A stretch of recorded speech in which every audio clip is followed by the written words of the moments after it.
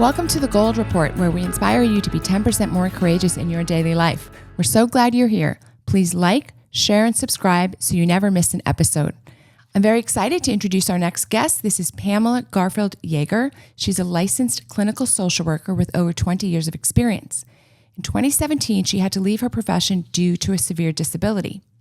When she returned in 2021, the mental health profession had drastically changed, most notably for the treatment of gender dysphoric patients. In 2021, faced with a COVID vaccine mandate, Pamela was emboldened to publicly expose the radical leftist ideas that have infiltrated the mental health profession. Pamela has been a powerful voice and has testified in California and Kansas hearings to protect parental rights and safeguard children. Pamela's book, A Practical Response to Gender Distress, Tips and Tools for Families, is written for families and other professionals who are trying to make sense of the gender issue. It debunks many lies that are repeated in the media and embedded in our institutions. Please help me welcome Ms. Pamela Garfield Yeager. So it's great to have you here today, Pamela. Thank you for joining us. Hello. Thank you. So I've just introduced you to our listeners and our viewers, and you are a licensed clinical social worker, and you just kind of came back to the profession in the middle of COVID. That is a crazy time to come back. Yeah. And you were really, it really was like a brave new world in every bad way, similar to the book. Yes, especially mental health. Yeah, and so what's interesting for me is I'm on the medical side, and it took me a little while to put together that the mental health side had gone even more Looney Tunes, which is hard to believe because, they're supposed to be more observant and aware of motives and, things underlying situations, but mental health professionals really, it's been terrible. So I'm actually most interested, just selfishly, because I know how it was in the medical space, but what it was like as a social worker who's non-woke, what that was like to step back in 2021. Yeah, I really did feel like I was in the Twilight Zone. And I've read an article about this because I call myself the Rip Van therapist, where I felt like I was asleep and came back into this crazy Looney Tunes world. Of course, it was during COVID. It was 2021. And so everyone had been locked down. Everyone had been really accustomed to going to work wearing masks. This was actually at a healthcare setting. So it was among other medical professionals, but I was at a IOP PHP program, which is outpatient mental health for both adults and teens. And so we were wearing masks to provide group therapy for severely mentally ill adults and teens. That in of itself to me was shocking, and nobody even questioned it at all. They were so accustomed to it. To me, I was thinking, well, I know there's a lot of the authority. We have to fight this. I know that it's not easy, but aren't we going to work towards this? Aren't we going to advocate to get rid of the masks? No, I actually got in trouble. I just got ostracized by my people I was sharing the office with to put my mask back on when I took it off to do my progress notes. So that's the one piece, all of the COVID stuff. And before you go any further, I'm so glad you're talking about this because a lot of people acted like the mask was no big deal. So you and I, for different reasons, I thought it was a very big deal.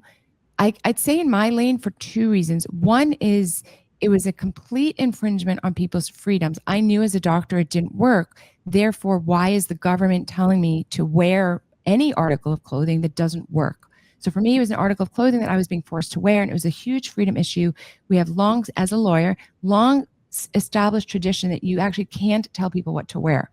So wow, like that blew my mind, the freedom aspect of it. And the second half of the reason it blew my mind is because what we were ostensibly trying to do was keep out the SARS virus. Well, the SARS virus was 0.1 micron in size, and the pore size was 500 or 1,000 times bigger than that. So I never understood, there was no science behind it. So like you, I was looking at my physician peers in utter shock that they were allowing a hoax and pretending the hoax was real. And then in your lane, Pamela, you had an additional issue with the humans you're talking to are actually being harmed by not being able to see faces. These are people with schizophrenia. These are people with bipolar disorder. These are people with severe OCD. These are teenagers with all kinds of social issues, some with autism, severe depression, anxiety, suicidal. A lot of them had just attempted suicide and came out of inpatient to get into our program. So these are people that were severely harmed by wearing masks. And the kids especially was tough because they wanted to wear the masks, of course, to avoid therapy, to avoid showing their faces, so that they didn't have to process the feelings, right? So it was harmful on so many different levels. Oh my God. I think what you're saying is unbelievably important. That, and also that the the medical specialists did not stand up for their patients, just like in my lane, they didn't stand up for their patients. It it was, I'm sure you were heartbroken. I was actually heartbroken. I don't talk about I that so much. cried. I I actually was would heartbroken. cry. Yeah. Yeah, I'm a sensitive little creature, and I actually did cry sometimes. I would come home. I think that's why it wasn't so hard for me to leave, because I felt so, demoralized because nobody else seemed to think like me. Right. So And so there was the Rip Van therapist. I get that. So for the younger people watching who don't know what Rip Van Winkle is, you'll have to look it up. But it's kind of when you land in a new time zone and everything is all different. It was very peculiar for ethical and honorable healthcare professionals to be surrounded by other healthcare professionals who didn't care at all about the patients. It was so bizarre, and it was obviously bizarre for you. So there's a minority of us that it was totally intolerable, and I ended up walking out. You ended up walking out. Interesting. And I in think they your, cared, but they just didn't yeah, think about it. That's what I think. I think they thought it was for safety, and they didn't think about the costs. but I don't know. I don't know. You're in your lane, especially. You were harming people. Do you know what I'm saying? Like Oh, I thought so. if those psychiatrically challenged patients couldn't see faces, as uncomfortable as the freedom issue is, it's it's It's a step not the further. same as, you're supposed to treat a patient, and it is critical to see the faces. We've seen that there's been loss of IQ points and emotional stunting in kids. So I just think that's just god awful. But in your lane, especially, much more than my lane as an ER doctor, you were treating or working with people and you who were in this gender Hmm. dysphoria diagnosis. And so Yes. just bring us up to speed on that. Like had, what was it like before 2021, if you had any experience there, and what was like Mhm. after? And So I fell with the disability in 2016. I had to drop out early 2017. And I was working with adults at that time. There was no mention of any gender dysphoria in an adult program at UCSF, so in San Francisco, in the heart of San Francisco. And in 2015, for a few years before that, I was working at a high school in Palo Alto, California, which is also a very left leaning town right near Stanford University. There was one transgender teen that people did not believe was born in the wrong body. They did not want her to be sharing bathrooms with anybody. They actually thought it was a dilemma, and they weren't sure what to do. I didn't treat her. She wasn't in counseling, but people knew of her, and that was it. It wasn't a widespread thing. And then now fast forward to after I was on this disability and came back in 2021, half the girls were trans. And there was a rotating, this is just in the teen unit too. So it's important to note that only the teenagers or the youth were identifying as trans.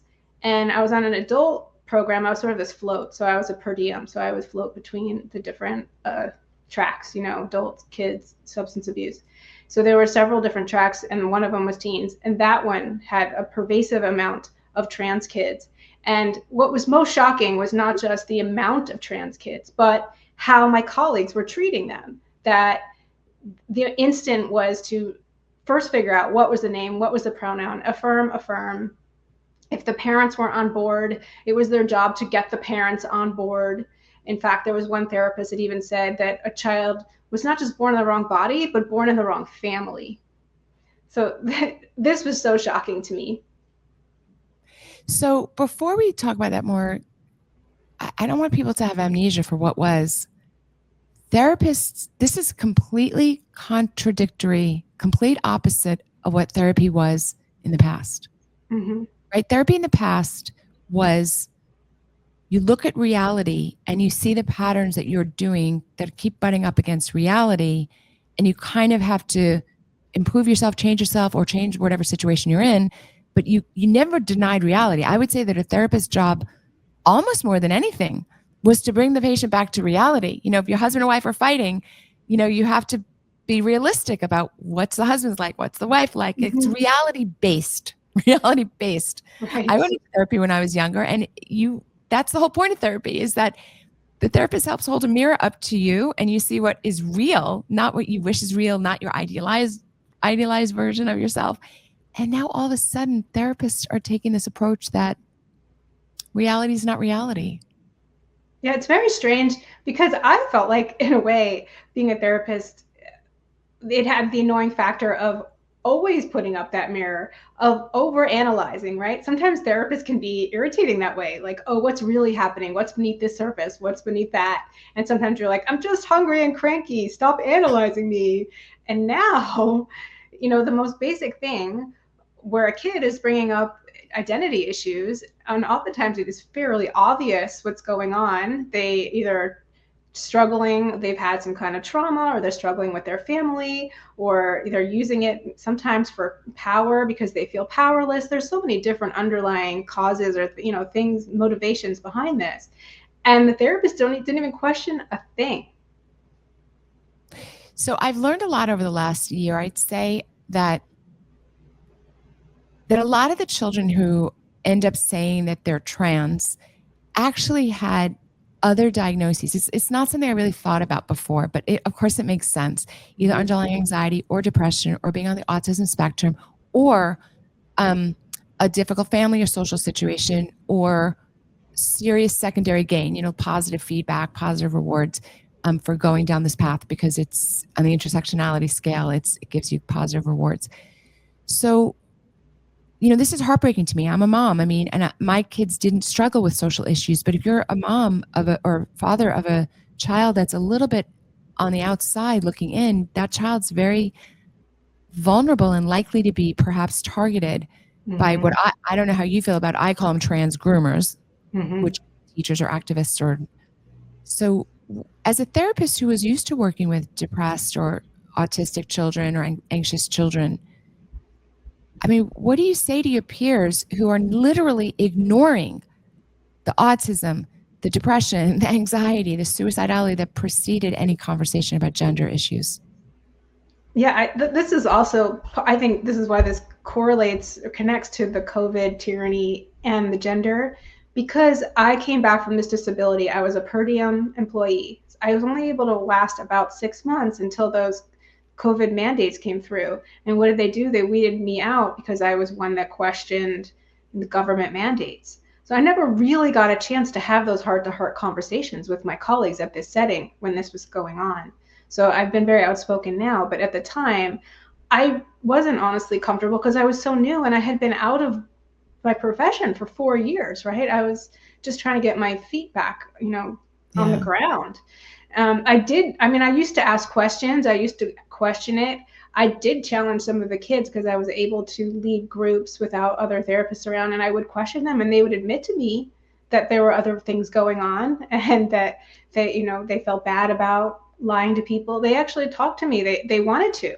So I have so much experience working with teens. Of course, kids, especially those with behavioral issues, they play games. They test you. They test the grown-ups. We're supposed to push back. We were failing the test there, and it was tough. Yeah. So I've actually gotten angrier and angrier the more I've learned, because the more I've learned that it's certain kids that are being targeted, or certain states where they, take away parental rights, Colorado, California, Minnesota, that are just the worst. So I'm getting angrier over time. And then when you look, and I've talked to some parents who really kind of say that their kids are targeted, and people obviously coming out, detransitioners. So For I'm sure. pretty They're marketed too. It's a campaign. They have certain flags. They have an autistic flag. They have the pride flag with the infinity symbol on it, which represents autism. They have all kinds of social media pages. You can even go on the Trevor Project. There's all kinds of things about, we're here for you. This is your safe space. You can be your authentic self with us. You might feel lost and alone, but we're here for you. You can be trans. This is really terrible stuff, because any anxious teenager, which is probably 90% of teenagers, especially during lockdowns. Yeah, and lockdowns have got much worse. Exactly. But any anxious teenager, and I'd say like 90% of teenagers are sort of anxious. I mean, like, life is really changing really fast and things are hectic, your body, your family, friends, everything.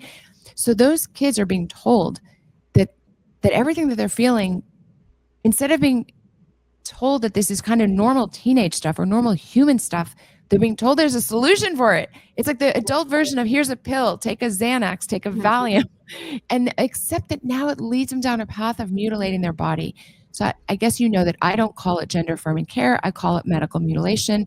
I feel very strongly that the physicians doing this are medical battery, and they should be charged with a crime. This is where I am. I'm curious what you think of I it. completely agree. In fact, we were just talking ahead of this. I just listened to and watched your documentary, and I loved how it ended because that's what you said in the documentary. And it was great because it got me fired up for this interview because I Yeah. completely agree. I'm really looking forward to justice. I believe justice will be served. I've met some of these doctors face to face. Of course, I've watched them, what they've said and what they're doing. And many of these are so evil. I do believe there are followers. I do believe there are people that there's, I guess, spectrum of evil, but regardless, there doesn't matter what your intentions are, the outcome is still evil. So Yeah. I hope that there is real justice. So my good friend and thought leader, if you know him, Dr. Dennis Prager, not a doctor, Dennis Prager has taught me a quote, and he said, "More evil has been done in the name of good than in the name of evil." And he kind of means that for every Stalin and Mao and Hitler, there are millions of people who think they're doing good, but end up doing so much evil. So I agree with you. Some of them might think they're doing good, doesn't excuse them, still need to go to jail. You Yeah, and I can't be think chopping off healthy body parts. therapists are the worst with that because that's why, and that's what I started to really pay attention and notice that my profession, I'm a social worker, which might be the worst of the worst because we're taught social justice and all of that. But we're taught to be good, to be virtuous, for the greater good, all of those concepts that are really easy to manipulate people to do evil, just like Dennis Prager described. So mental health professionals are notorious for that. Do you think, let's talk about that for a second. Do you think that social worker, that's a very interesting point. I'm very ambivalent about social workers in general, and it comes from my legal background because I know that social workers are often the people who end up calling CPS. So even long before the gender issues, I was very unimpressed with CPS, Child Protective Services, because I saw as an ER doctor, the nurses were very fast to call CPS, even on families that they never should have called on. And whenever I saw it happening, I would stop it if I didn't think it was appropriate because I outranked them. But in general, I just feel as though maybe there's a God complex in people sometimes, and they feel like they need to intervene, but the intervention is often terrible. And so I'm a little bit nervous of social workers for that reason. So you said you were taking classes. It's interesting in social justice. That kind of Well, I explains. wasn't. They do. That's what they're taught now. I'm older, so I went to graduate school in the late '90s. So all of this woke stuff, I mean, it was there. It was starting, but it wasn't to the level it is today. So I Yeah. didn't. I've only taken classes now just to reveal what's going on. But I knew already that Have you put this was yourself wrong. have you put yourself through classes just to see what the classes were like? I have. I even sat in Oh, on Dr. Joanna Olson Kennedy's workshop oh, in I feel like person. about you. Okay, so I talk about didn't know. I didn't know who she was at the time, but I came home and I couldn't sleep and I had nightmares. I mean, I could feel the evil in me. And I didn't realize. And later I realized who she was, that she's notorious for saying that if you can just get breasts later if you decide, you could just go get them. And she, that she's been putting kids on puberty blockers since at least 2012. And she uses the suicide manipulation line. She started that. There's a clip from her that I posted from NBC from 2012 saying, well, they can go and kill themselves. Why would you question their gender identity? It's just so manipulative. And that's how she was at the workshop. She she's also, really a yeah, piece of work. she said complete lies too, right, bold-faced lies about puberty blockers. She had this chart where she had puberty blockers were in the same column as clothing, hairstyle, toys, and puberty Yeah. blockers, all reversible. And Yeah. then there was a middle column of semi-reversible and then another column of not reversible. And So then no questions, like what I'm the. just going to back up. I'm just going to back up for our viewers. What we're talking about now is the medical treatment of youths who are claimed to have gender dysphoria. I vehemently disagree with that diagnosis. It's rapid onset gender dysphoria. These are typically girls who were acclimated through YouTube videos to believe, or an Or not even activist, when they're young, but yeah, yeah.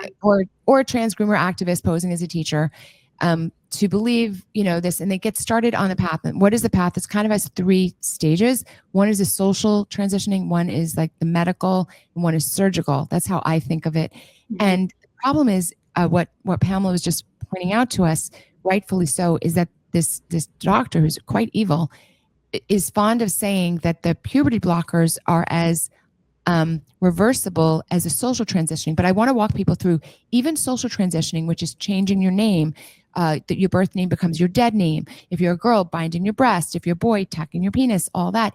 All of that is not nearly as reversible as she's claiming, because it ends up putting the child on a path that, if they get a lot of secondary gain, a lot of positive attention from their family, their teachers, their school, online communities, they often get stuck on that path where they might have outgrown that path if you didn't allow them to go on the social path.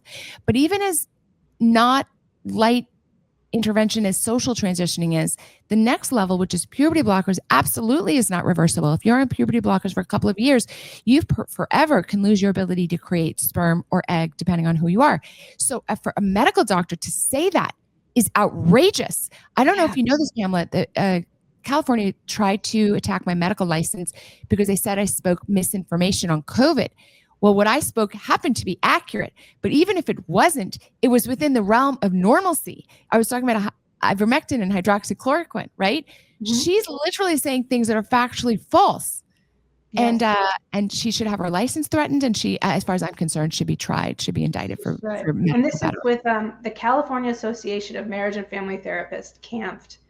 That is the biggest, I think it is the biggest therapy organization in the entire country. They have huge influence. And I even paid a lot of money to be a part of this. And there were hundreds of people in the room. They were all like clapping seals, and they were just going along with it. I felt sick to my stomach. It was terrible. Right.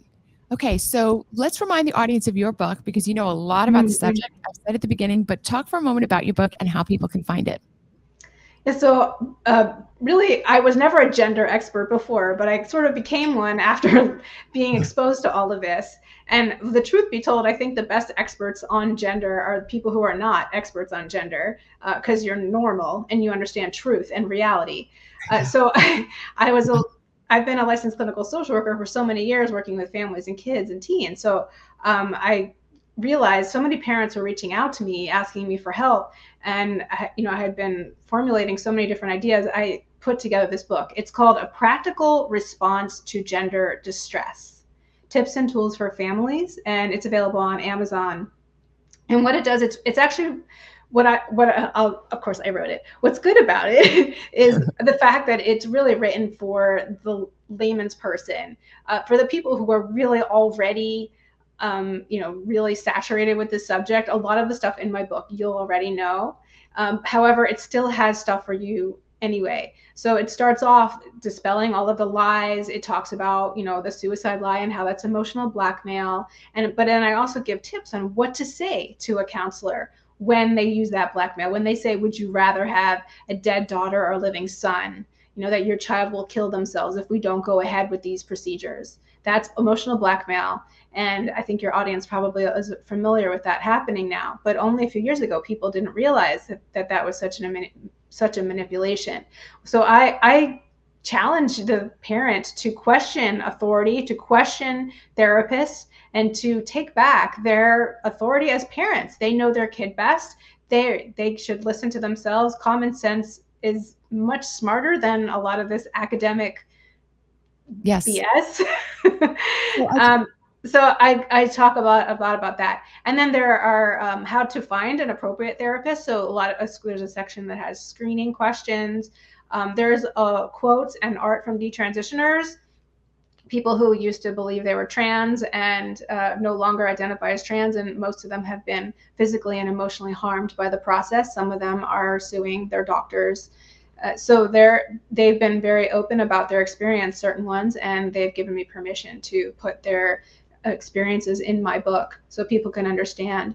And it really helps people break down all of the arguments that the leftists use to bamboozle people. What about intersex? What about clownfish? How do you fight back when they say all these things to you?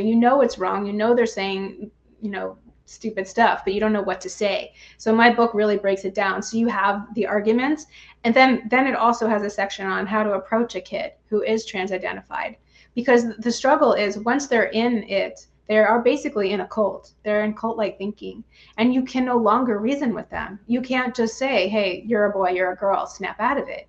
They've been told that makes you transphobic and you're the enemy. That's what cults do. They turn their family and their loved ones against you. So you have to learn how to approach it. So I have a lot of open-ended questions and ways to approach it, things you should do, of course, getting them off the internet, and thinking about perhaps taking them out of school. It has homeschool resources, all kinds of things like that. And then at the end, it lists a whole bunch of resources, a lot of different organizations that have been working on this. Other people have written books on this topic, a lot of documentaries, some that are available for free, some that you need to rent, but so that you can really be educated on it.